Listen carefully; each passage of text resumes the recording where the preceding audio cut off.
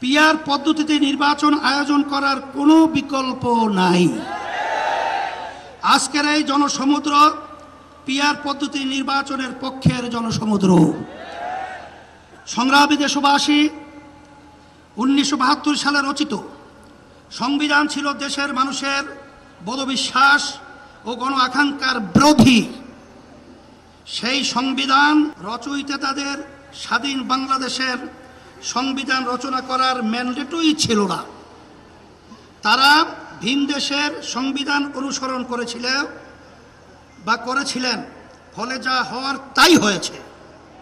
কোনো ক্ষেত্রেই কাঙ্ক্ষিত সমৃদ্ধি ও উন্নতি হয় নাই।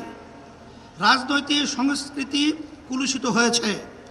সবচেয়ে ভয়াবহ ব্যাপার হলো সংবিধান মেনেই স্বৈরাচার তৈরি হয়েছে। এজন্যই আমরা সংস্কারের প্রশ্নে অটল, অবিচল ও আপোষহীন অবস্থান নিয়েছি। আমরা লক্ষ্য করছি মৌলিক সংস্কারে কেউ কেউ গড়িমসি করছেন। এটা জুলাইয়ের সাথে বিশ্বাসঘাতকতা। স্বৈরাচার তৈরির রাস্তা খোলা রাখা যাবে না। সংস্কার না করে নির্বাচন আয়োজন করে দেশকে আবারও আগের অবস্থায় নিয়ে যাওয়া যাবে না।